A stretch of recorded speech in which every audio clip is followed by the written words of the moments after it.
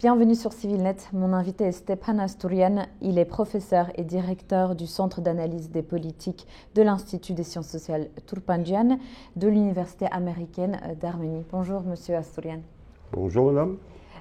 Donc, comme chaque année, les Arméniens en Arménie, dans la diaspora, commémorent le 24 avril, jour officiel du génocide des Arméniens en 1915. Vous êtes un descendant vous-même de survivants du génocide, comme beaucoup d'entre nous. À travers le temps, comment vous percevez le sentiment général face à cette commémoration?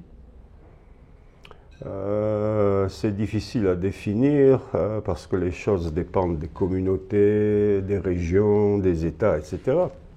Mais je ne vois pas d'évolution très importante. Vous savez, le génocide était et reste un élément central de l'identité moderne arménienne, en particulier en diaspora. Mais aussi, il faut bien savoir que probablement entre 35 à 45% de la population de l'Arménie, ici, on a affaire à des descendants d'Arméniens de l'Empire ottoman. Donc le génocide, ce n'est pas seulement une histoire pour les Toksetsi, les diasporiques qui n'ont rien d'autre à faire. Il y a beaucoup de gens ici pour qui le génocide est un événement central. Que dire au sujet de l'évolution? Dans l'ensemble, je pense qu'il y avait une période où le génocide existait dans l'esprit des gens, disons dans les années 50 ou 60, mais n'était pas encore conçu comme un phénomène politique. Ils savaient que leurs grands-parents, arrière-grands-parents, ils avaient une photo de la famille dans l'Empire ottoman, etc. C'est pas que ça avait disparu. Mais il n'y avait pas de conception politique. Donc cette perception politique, ce qu'on a appelé Haïtad, la cause arménienne, etc., s'est développée à partir des années 70 et ça a commencé essentiellement avec les manifestations de 1965 en Arménie même. Ça a commencé ici en fait. Donc cette histoire que le génocide c'est l'affaire des Arméniens de la diaspora est totalement fausse. L'événement majeur, le tournant, c'était la manifestation énorme en Arménie. Donc, une perception plus politique à partir de la fin des années 70, une certaine mobilisation de la part d'une minorité et la reconnaissance du génocide par à peu près, je crois, 33 États à présent. Malheureusement, il y a eu un phénomène un peu pervers, à savoir la diaspora s'est concentrée seulement sur le génocide. Vous savez, un État s'est formé ici et ces groupes mobilisés ont continué chaque année. Je le vois aux États-Unis. Telle ville a reconnu le génocide. Ok, l'année suivante, ils vont encore demander un bout de papier pour une reconnaissance renouvelée de la part de Glendale ou de je ne sais trop quelle ville du génocide arménien. Donc c'est devenu un peu stérile, c'est devenu un rituel, alors qu'il y a des problèmes, qu'il y avait des problèmes très très importants, à savoir il fallait construire ce pays ici. Et là, il y a un deuxième phénomène assez remarquable, à savoir les autorités arméniennes de l'Arménie, dès le premier président, en fait, M. Levon-der-Bedrosian, ont essayé de séparer la diaspora de l'Arménie sous des prétextes très artificiels, je dirais. D'aucuns, comme M. Kocharian, a essayé d'utiliser la question du génocide sans poursuivre cette question dans ses rapports politiques avec la Turquie. Vous savez, il est, pour essentiellement obtenir de l'argent de la diaspora, etc., alors qu'il n'avait pas grand-chose à faire avec le génocide. Son ministre des Affaires étrangères, M. Oskanian, l'a même dit une ou deux fois. Donc le génocide est aussi devenu un instrument politique. Et comme vous le savez, au cours des dernières années, il y a eu certains propos qui prêtent à interprétation. Donc c'est ça dans l'ensemble l'évolution. Et en fin de compte, il y a une chose qui est absolument certaine. Cet événement tragique restera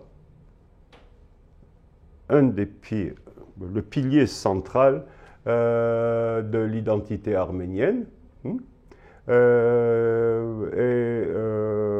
Ça ne sert à rien d'essayer de le mitiger avec des propos un peu curieux. Ça n'y changera rien. Ça, on y reviendra justement parce que récemment, il y a eu des propos qui ont été tenus par le gouvernement de Pashinyan. Mais avant ça, je voulais qu'on revienne aussi sur l'auteur du génocide, c'est l'Empire ottoman, dont la Turquie est l'héritière. En Turquie, donc au contraire, l'État et la population, une partie en tout cas de la population, continue de célébrer des génocidaires comme Talat Pacha, Enver, Cemal et d'autres aussi. Et il y a même des descendants du comité Union et Progrès qui sont toujours au pouvoir.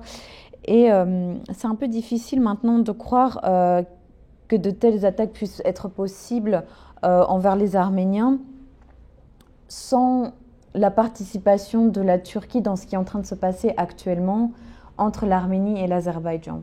Est-ce que le fait d'être dans la négation du génocide qu'on a perpétué en 1915 et de le poursuivre, de le célébrer même, pour les héros de ce génocide, a une conséquence directe sur ce que nous vivons actuellement avec l'Azerbaïdjan. Donc, pour rappel, la guerre en 2020 de 44 jours où l'Azerbaïdjan a attaqué et a pris en 2023 l'entièreté du territoire du Haut-Karabakh. Et des propos qui sont très souvent tenus par Ilham Aliyev, le président de l'Azerbaïdjan, vis-à-vis des Arméniens, en traitant les Arméniens de chiens, de sous-hommes. C'est des mots, c'est des termes qu'on utilise beaucoup pour justifier un génocide. Est-ce que cette négation de 1915 est la conséquence directe aussi de ce qu'on vit actuellement en Arménie avec l'Azerbaïdjan? C'est une question assez difficile. Qui demande beaucoup de nuances. D'abord, le génocide en tant que tel n'a pas grand-chose à voir avec les événements du Karabakh.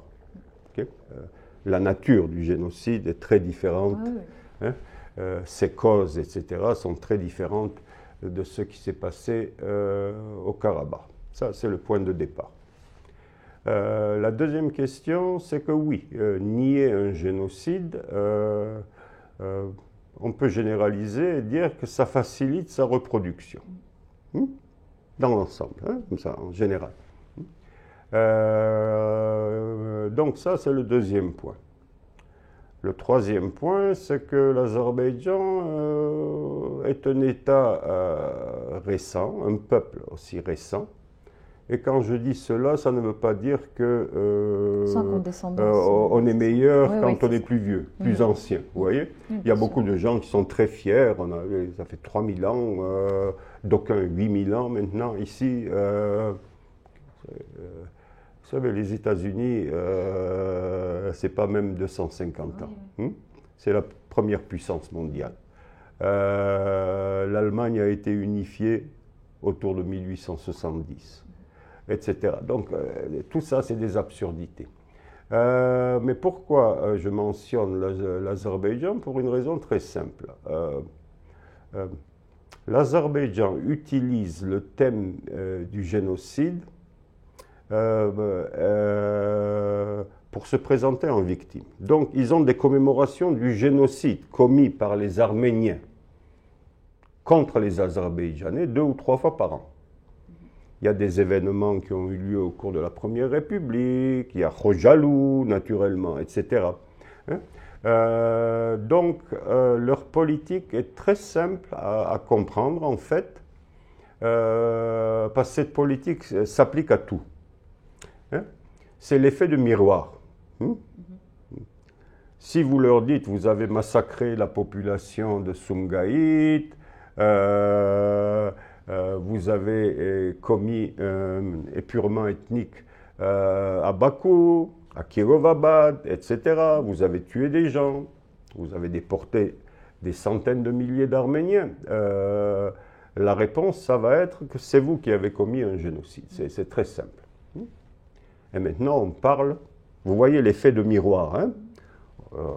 Ils demandent le retour d'à peu près seulement 300 000 Azerbaïdjanais dans l'Azerbaïdjan occidental, à savoir l'Arménie. C'est comme ça qu'ils nomment récemment l'Arménie. Voilà. Donc, ils vont revenir. Entre-temps, ça m'avait étonné, il y a de cela plus de 2 décennies et demie. Aucun des gouvernements arméniens, des années 1990 jusqu'à maintenant, n'a mis sur la table des négociations la question des Arméniens d'Azerbaïdjan qui ont été soumis à des conditions atroces, qui ont tout perdu, un épurement ethnique parfait, en fait, ça correspond à la définition. Aucun des gouvernements, les von der Bedosian, Kocharian, M. Sarkissian, M. Pachinian. Bien. Donc, on commence à se demander exactement quelle est la nature de la politique étrangère arménienne. Vous savez, hein? Maintenant, c'est eux qui se sont emparés de ce sujet des réfugiés. Il faut du culot, comme on dit, alors qu'il n'y avait à peu près que 170 000 Azéris vivant en Arménie. On leur a demandé de partir et très souvent ils ont même été payés, etc. Ils ne sont pas partis dans les mêmes conditions que les Arméniens de Sumgait, de Kirovabad ou de Bakou. Voilà, avec des massacres, des viols, des éventrements. Voilà. Donc cette histoire du parallèle avec le génocide arménien, oui, il y a un parallèle, il y a toujours des continuités. On apprend des autres.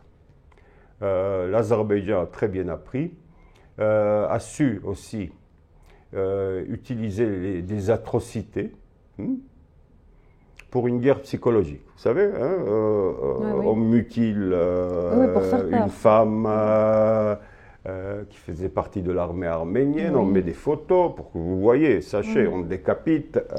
Mais, voilà, donc il y a une guerre psychologique. Vous êtes faible, vous ne pouvez rien faire, on peut vous écraser, etc. Et il n'y a pas de réaction envers cela, vous savez, au contraire en fait. Il y a une sorte d'acceptance, hein, qu'on est faible, il n'y a rien à faire. Donc, c'est une question qui demande réflexion, hein, si je voulais approfondir, etc. Qu'il y ait des continuités, c'est évident. En Turquie, la position, il y a des sondages. Ces sondages montrent que selon l'appartenance à telle ou telle mouvance politique, le pourcentage des Turcs qui souhaitent une forme de reconnaissance ou bien d'excuse, reconnaissance plus excuse, ou simplement reconnaissance sans excuse. Il y a plusieurs versions. Varie du parti d'extrême droite ultranationaliste raciste, gauche, voilà, avec le parti des Kurdes, le parti républicain, etc. Donc, il n'y a pas de position uniforme, on peut percevoir des nuances, mais de toute façon, pour qu'il y ait reconnaissance du génocide par l'État turc, cela demanderait la démocratisation de la Turquie. On en est loin pour l'instant. Et pas simplement la démocratisation, à savoir politique, etc. Non, non, non. La démocratisation, c'est aussi culturel, vous voyez. Hein? C'est pas d'aller simplement voter librement ou de ne pas mettre des opposants en prison. C'est soutenu par une culture, hein? C'est étayé par une culture. Si vous n'avez pas cette culture, ça devient une démocratie formelle qui peut s'effondrer très rapidement. Voilà. Pour qu'il y ait ce changement culturel, il faut que tout ce qui a été enseigné en Turquie au cours des 80-90 dernières années, okay, les manuels scolaires, les livres pseudo-universitaires, les centaines de livres sur les massacres commis par les Arméniens, comme quoi c'est eux qui nous ont massacrés, il fallait qu'on se protège, ils allaient organiser une révolution. Avec les Russes, au cours d'une guerre mondiale, ils nous ont poignardés dans le dos. oui. Vous voyez, on ne peut pas soudain dire « Oups, on a commis un génocide hein », sans qu'il y ait une transformation plus profonde. Okay. Par ailleurs, il faut que vous sachiez que les gens qui ont directement participé à ce génocide, des acteurs assez importants. Mustafa Kemal, au minimum, c'était le nettoyage ethnique radical après le génocide. En plus, l'ordre d'essayer de se débarrasser plus ou moins de la République arménienne ou de la réduire à rien du tout. Parce qu'il y a eu beaucoup de gens qui sont morts ici aussi. Il a donné des ordres au général Karabekir, qui a attaqué l'Arménie. Il y a eu plus de 200 000 morts au cours de l'hiver de 1918. Donc, Mustafa Kemal Atatürk, son successeur, Mehmet İnönü, le successeur de Mehmet İnönü, Celal Bayar, les deux derniers étaient membres de l'organisation spéciale en charge du génocide. Okay.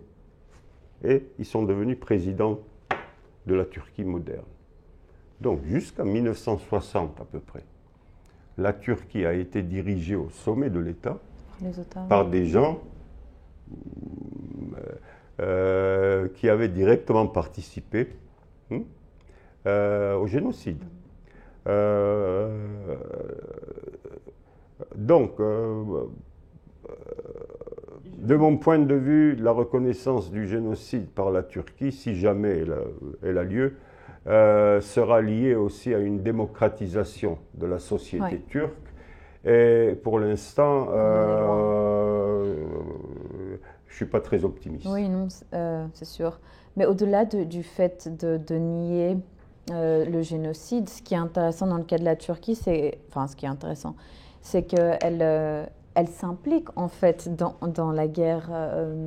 Elle s'est impliquée dans la guerre du Haut-Karabakh. Elle a envoyé son aide militaire, son expertise à l'Azerbaïdjan. Donc ça va au-delà de juste nier un génocide commis pour elle il y a plus de 100 ans. C'est concrètement pousser encore. Il y a quelque chose de vraiment, excusez-moi, mais moi j'appelle ça une perversité quand même dans l'acte. Oui, moi j'essaye, j'appartiens à l'école réaliste des relations internationales, j'essaye de laisser de côté les considérations morales, etc. Je n'en pense pas moins, mais bon, j'essaye aussi d'éviter les émotions dans les explications. Vous savez, il y a une dimension géopolitique.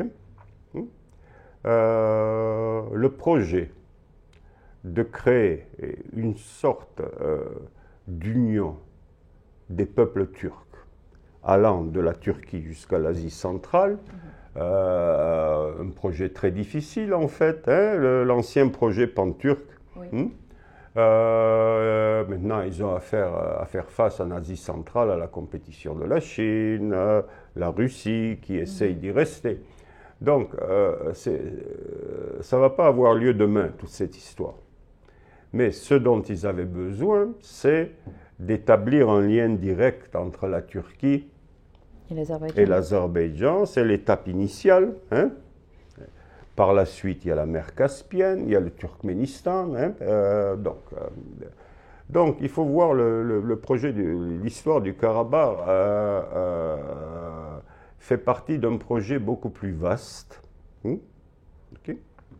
Il y a eu des erreurs qui ont été commises par les gouvernements arméniens au cours des années. Les rapports de force ont été totalement négligés, une sorte de rhétorique fantaisiste a été imposée dans le pays, comme quoi on a l'armée la plus forte, personne ne peut faire quoi que ce soit contre nous, etc.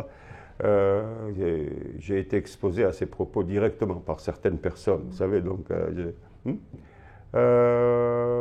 et au lieu de se fier à la réelle politique, on s'est fié à un seul État,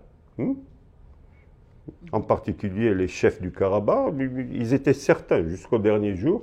La Russie. La Russie, il n'y avait rien à craindre. C'était, vous savez, quand vous dépendez à 100% de qui que ce soit, sauf si vous êtes un optimiste invétéré, rien de bon n'en viendra d'habitude. Hein. Donc, il y a eu pas mal d'erreurs, mais oui, c'est grâce à la Turquie que l'Azerbaïdjan a vaincu. Au début, ça ne marchait pas bien pour la guerre. Hein. Ils ont eu des pertes énormes, vous savez. On ne parle que des pertes arméniennes. Oui, ils en ont eu beaucoup. Je dirais même de façon bizarre, en se victimisant soi-même. On a perdu 4500, 10 000 blessés. Vous croyez que les autres, ils n'ont rien perdu? Enfin, de leur côté aussi, autant. Il y a des estimations qui mettent les pertes azerbaïdjanaises, russes, ouais. à 8 000. Oui, oui. Les morts. Oui. Les morts seulement. Oui. Hein? Officiellement, c'est un peu moins, mais... oui, mais là, voilà. On a des doutes sur la véracité. Donc, je veux dire que y a tout un côté psychologique qui est négligé, ou en Arménie, on donne l'impression qu'on a été totalement écrasé, nettoyé. Facilement.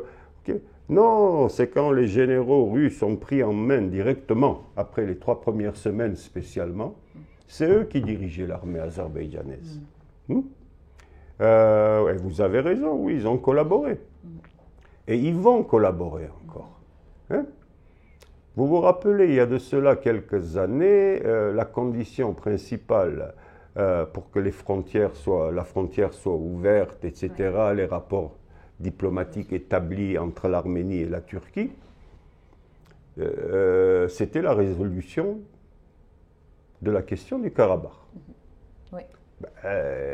On peut dire que là, maintenant, il n'y a plus de question du Karabakh, autant qu'on sache. Hein. Il n'y a pas de frontière qui soit ouverte, hein, etc. Ça fait 4 ans qu'ils négocient. Maintenant, il y a de nouvelles conditions. Il faut que l'Arménie accepte les projets de paix imposés par l'Azerbaïdjan. Le seul problème, c'est que cet accord de paix là, qui n'a pas été signé, c'est rien du tout. L'Azerbaïdjan a encore à peu près, j'en ai compté, près de 11 ou 12 demandes supplémentaires. On parle du changement de la Constitution, etc. Tout ça, c'est connu. Il y a encore une dizaine d'autres conditions. Le pays doit être désarmé. Il s'agit de l'Arménie. Hein.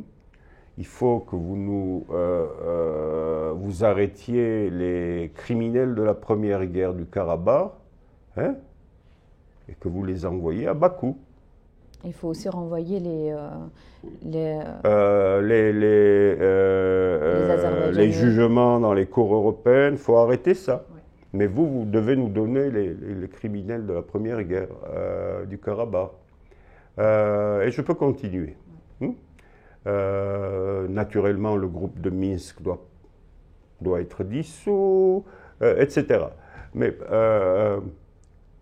donc, le message que la Turquie nous envoie, c'est qu'il n'y aura pas d'ouverture des frontières, etc., tant que vous n'avez... On n'a pas satisfait les points de... Les points de l'Azerbaïdjan. Et l'Azerbaïdjan ne souhaite pas que la paix soit conclue avec l'Arménie. C'est très simple. 11 à 12 demandes supplémentaires. Et entre-temps, il faut que vous sachiez que, par exemple, les territoires arméniens occupés, il n'y a rien à ce sujet. Hein? Les 250 km². Ah oui, il n'y a rien à ce propos-là. Je peux vous rappeler aussi que M. Aliyev n'a jamais reconnu officiellement l'intégrité territoriale de l'Arménie. Si dans un document il y a une référence à Alma-Ata, etc., Alma-Ata est mort. Enfin, soit on a affaire à des gens qui ne comprennent rien, ou alors qui vivent dans des illusions, ou alors qui veulent endormir, donner de l'espoir ou endormir la population arménienne. Alma-Ata est mort. Il y a une guerre en Ukraine. Est-ce que cette guerre en Ukraine repose sur les principes d'Alma-Ata, d'intégrité territoriale, etc. De quoi on parle? Donc l'intégrité territoriale n'a jamais été reconnue. Il y a un préambule, c'est pas un préambule en fait, c'est une déclaration sur le... en français, on dirait probablement le rétablissement de l'État azerbaïdjanais, qui est le fondement de la constitution azerbaïdjanaise, qui a été promulguée plus tard. Si vous lisez ce document, il est fascinant. L'Azerbaïdjan a des demandes territoriales sur à peu près la moitié de l'Arménie, au moins un tiers de la Géorgie, une partie du Daghestan et naturellement une bonne tranche du nord-ouest de l'Iran. Maintenant, l'Arménie se dit prête à se débarrasser de la déclaration d'indépendance, à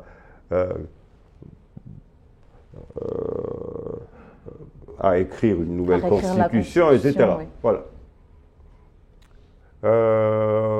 Il faudrait quand même demander pourquoi l'Arménie ne demande pas à l'Azerbaïdjan de se débarrasser de ce document qui renvoie aux demandes de la première République d'Azerbaïdjan. L'argument qui a été avancé, c'est que dans le traité de paix, il est mentionné qu'il remplacera tous les documents internes des pays. Le général de Gaulle a un bon mot sur les traités. Mais je ne peux pas répéter ce qu'il a dit parce qu'il y a des sensibilités modernes qui ne conviennent pas. On ne se fie jamais à un traité. Un traité, la moitié des traités sont mis de côté ou sont violés. Très rapidement. De toute façon, ce traité de paix n'aborde presque aucun des problèmes essentiels soulevés par l'Azerbaïdjan. Aucun. Donc, dans l'ensemble, pour en revenir à la Turquie, on a un peu dévié, on est allé à droite, à gauche.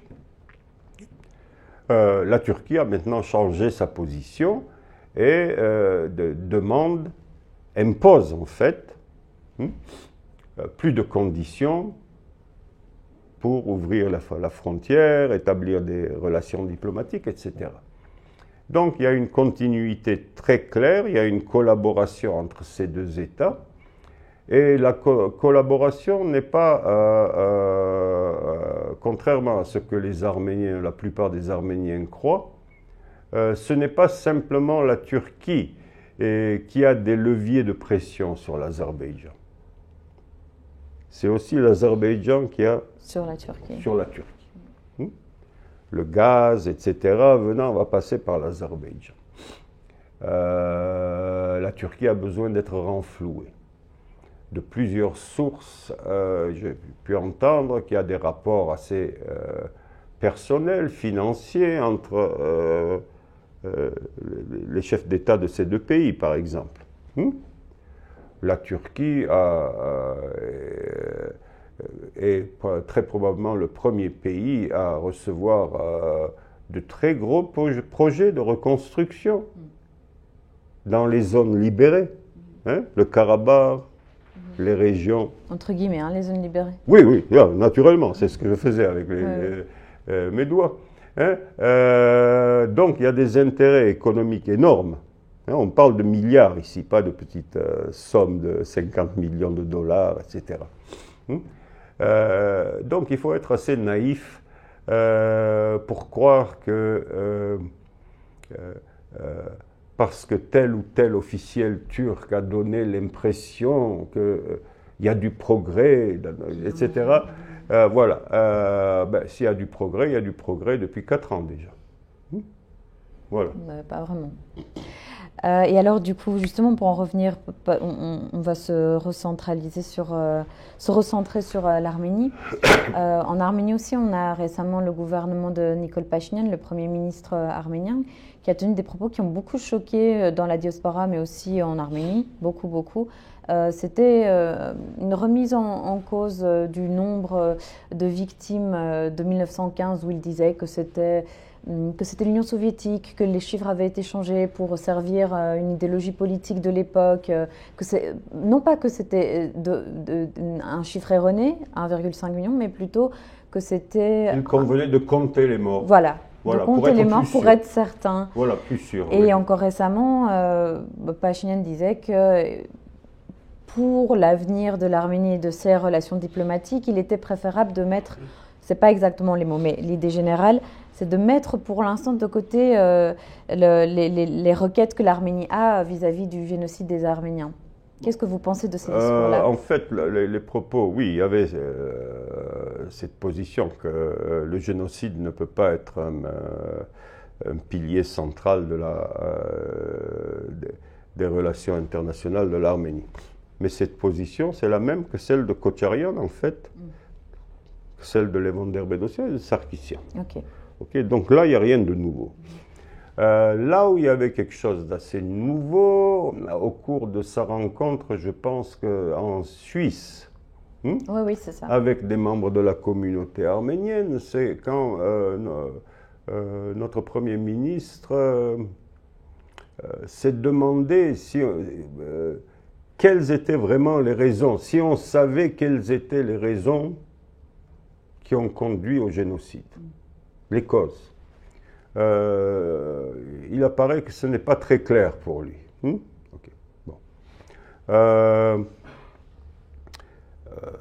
Bon, dans l'ensemble, je dirais que quand on parle d'un génocide, que ce soit le génocide arménien, rwandais, juif, etc., il est bon de faire montre de prudence et de retenue dans ses propos. Et de bien choisir ses mots. Maintenant,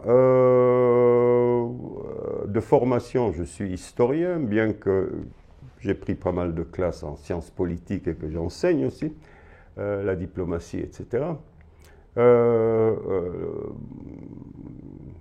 Un historien n'aime pas beaucoup lire ce qui se passe dans le cerveau de quelqu'un. Que voulait dire Monsieur le Premier ministre? Il y a plusieurs hypothèses possibles. il n'est pas au courant des avancées de l'historiographie du génocide, des avancées depuis le milieu des années 90, par exemple. Donc, dans ce cas-là, c'est innocent, il ne voit pas très bien. Ok.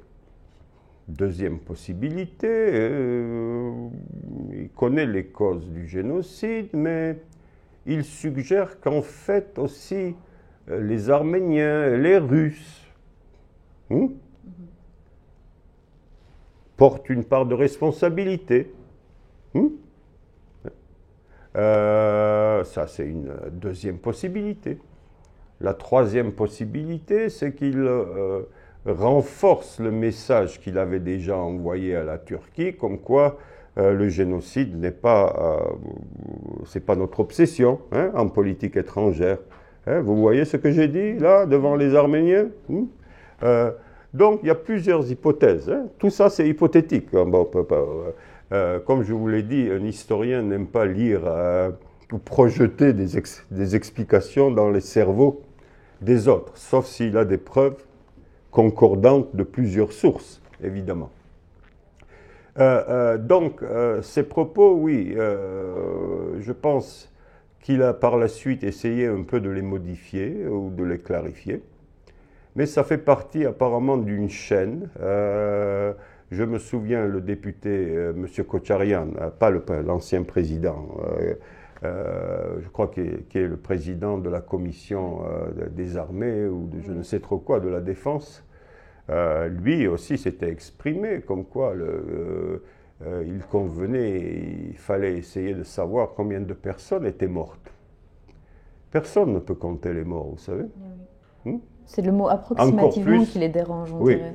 Oui, encore plus 110 ans plus tard. Et de toute façon, ce n'est pas en comptant qu'on a affaire à un génocide. Il y a eu une décision d'une des cours internationales sur cours criminelles sur les crimes commis en Yougoslavie. Je crois que c'est la décision Justić, sur le cas de Srebrenica. À peu près 8000 mâles tués dans cette petite location, endroit. Vous allez me dire, 8000, c'est quoi? C'est rien du tout, c'est des cacahuètes. On parle de près de millions ailleurs. 5 millions et demi, 6 millions de juifs, au moins 1,2 million à 1,5 million d'Arméniens, les Rwandais en 3 mois. On ne sait pas exactement, encore une fois, on ne peut pas les compter. Oui. À peu près 800 000. Cambodge, 1,7 million. Un génocide, ce n'est pas les nombres. Un génocide, ça a des caractéristiques très précises qui ont été encore plus clarifiées depuis que la communauté internationale a été capable de constituer des tribunaux internationaux. Par les jugements, vous savez, les interprétations. Le cas est très simple, il y avait une population arménienne dans l'Empire ottoman, dans ce qui est aujourd'hui la Turquie. Il n'y a plus de population arménienne aujourd'hui. Il y a eu des centaines de milliers de morts. On a tous les documents qu'il faut sur les camps de la mort. Mon grand-père était dans un camp à Meskéné, d'après des documents ottomans, pas des traditions, histoire familiale, tradition orale. Donc il n'y a rien à comprendre. Les causes du génocide maintenant ont été totalement élucidées. Il y avait des explications assez simplistes. Quand j'étais jeune, vous savez, dans les années 70, même 80, il y avait très peu de livres. On se référait sans cesse aux mémoires de Morgenthau, à Lepsius, c'était tout. Il n'y avait rien. Maintenant, on a atteint les sommets des publications universitaires, des travaux énormes. Hein. Il n'y a plus aucun doute. Il y a des parties qui restent à éclairer. Le rôle de l'armée ottomane. Parce que les archives militaires sont closes en Turquie jusqu'à maintenant. À Ankara, on n'y a pas accès. Il y a plusieurs facettes qui restent à éclaircir, mais dans l'ensemble, on a une excellente vue d'ensemble et même une vue approfondie de certaines facettes du génocide arménien. On n'est plus en 1965 ou 1975. Donc, tout ça, je ne sais pas ce qui motivait Monsieur le Premier ministre. Et donc, il y a plusieurs hypothèses. Peut-être qu'il y en a une autre que j'ai pas pu mentionner. Les rapports entre la Turquie et l'Arménie. Je vous ai donné l'exemple du Karabakh. Hein? On ne va pas établir des relations tant que le problème du Karabakh n'est pas été résolu. Ok, ça a été résolu, il n'y a pas de relation. L'histoire du génocide.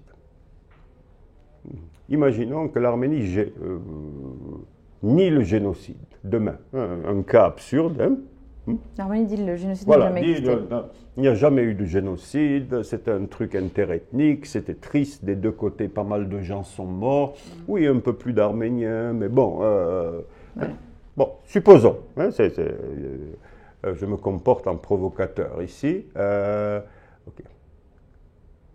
Est-ce que vous pensez automatiquement que la Turquie va ouvrir ses frontières et établir des relations diplomatiques le jour suivant? Non. Vous savez pourquoi? Parce que l'histoire des frontières et des relations diplomatiques, c'est une question géopolitique. Hein? Ça n'a rien à voir avec le thème du génocide, etc. C'est rien du tout.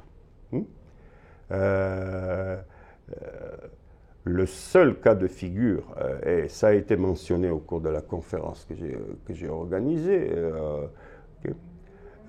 le seul avantage pour la Turquie à ouvrir les frontières, établir des relations, ça pourrait l'aider à pousser la Russie hors du Caucase du Sud. Donc vous voyez, il faut penser de façon géopolitique, pas morale et ceci et cela, le génocide. Hein? Ils en sont conscients. Les Turcs de cela, les dirigeants turcs.